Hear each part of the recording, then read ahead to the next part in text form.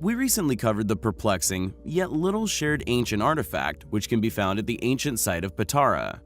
We covered the fact that some of the inventions accredited to the Romans within the modern day may have been borrowed concepts with origins located far within our distant past. As with the supposed ancient Egyptian sites on the Giza Plateau, many ancient ruins contain megalithic blocks whose movement into position not only evades modern explanation, but lacks any detailed recording of the mammoth task by any of these so-called culprits for constructions. Rather, it seems a worldwide conspiracy has occurred. It is well known that history is written by the victor. Maybe this is a fitting explanation for the academic ignorance witnessed on a daily basis. Perhaps it's laziness on the part of academics, put with the task of explaining these sites? Or perhaps, as we have detailed on many occasions, a covert effort to occult the truth from modern society. Our claim is not made lightly, but upon the witnessing of talented individuals having their careers and future opportunities crushed at the hands of those who fund, and therefore steer academic study in the directions of their pleasure. The stolen artifacts which tell of this story, the vast documented efforts of the many organizations around the world, tasked or rather funded to gather, pillage, or steal all such items, merely to paint a picture they are told to. But the truth remains, human history is far more interesting than you have been led to believe. But be warned, paradigm destruction can often be distressing. In the popularly regurgitated marketed phrase, Roman columns, after being presented with the following evidence, may begin to feel more like programming than historically truth. The Baalbek Trilithon, a group of 3 horizontally lying stones which form part of the podium of the Roman Jupiter temple of Baalbek, Lebanon. Numerous archaeological expeditions have gone to the site, starting in the 19th century, primarily German and French groups, and research continued into the 20th century. Each of these stones is 70 feet long, 14 feet high, and 10 feet thick, weighing around 800 tons each. And conveniently, each of these modern academic studies concluded the same thing, completely absent of any explanation as to their placement. The entire foundation of this ancient structure is unexplainable, with a number of stones weighing over 350 tons, thus indicative of lost knowledge, not modern architecture. It should seem obvious that to declare otherwise would be foolish, yet this is what's witnessed all over the earth every day.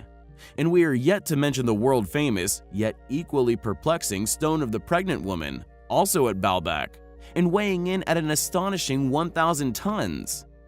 As Yuri Mruzek put it, quote, "In 27 BC, the Roman Emperor Augustus supposedly took the unfathomable decision to build in the middle of nowhere the grandest and mightiest temple of antiquity, having no obvious reasons for selecting Baalbek as the temple's building site. The much greater erosion of the big Baalbek blocks qualifies as material proof of their much greater age." End quote. It seems that, as we suspected, the evidence is mounting to support the far more logical claim that an advanced lost civilization's heritage has been stolen by different, more modern civilization all over the world. A great civilization did once flourish here on Earth, one which has been actively suppressed, stolen from, exploited, and hidden for far too long. Thanks for watching, guys, and until next time, take care. Along with the many other currently unexplained feats of engineering present within the ancient ruins of Baalbek's temples, is undoubtedly the variety of ancient stones that were somehow incorporated into the structures. Although modern academia, and indeed its supporters, who are all seemingly suffering with selective research syndrome, claim that Baalbek is a Roman ruin, we feel, as mentioned, the sheer size of the ancient megaliths that were installed masterfully into its construction are obviously far too large for our Roman ancestors to have transported from distant quarries and who have installed into the structure. We are more than open to this proposition that they were indeed installed and built by Romans, if we can be provided with one single logical explanation as to how this was done. But, as of yet, this remains elusive, absent any academic explanation as to the site. As mentioned, the astonishing array of ancient stones is also an area that is rarely covered by individuals attempting to convey an air of all-knowing to the masses, as these features are, just like the enormous megaliths present at the site, currently unexplainable. Specifically, it's the pink granite columns.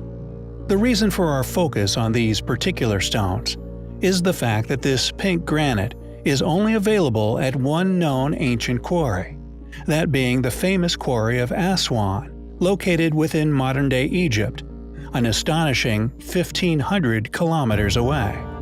Some of these stones weighing in at more than 10 metric tons, this achievement, we feel, is clear indication of the fact that the builders of these ancient sites were far more capable than that of our more recent Roman ancestors.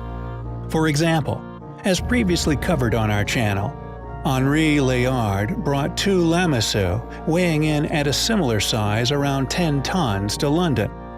This task took over 18 months of arduous suffering for hundreds of our modern ancestors, placed a mere century ago to complete.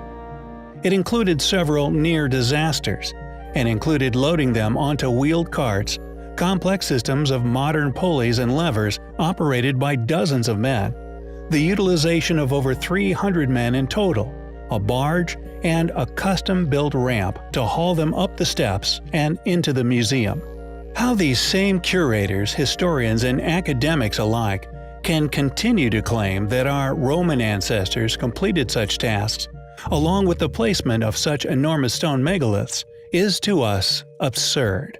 Was the unfinished obelisk found within Aswan the work of the same civilization? We feel that these pink granite columns could, in all possibility, be a link that connects these two ancient sites, and in particular, the Great Pyramids. Was Baalbek, with its enormous granite megaliths, built by the same people as the Great Pyramids? Is the giant megalithic exoskeleton of the Great Pyramids, which we have already exposed, built with the same techniques as Baalbek? We find the evidence to suggest such highly compelling.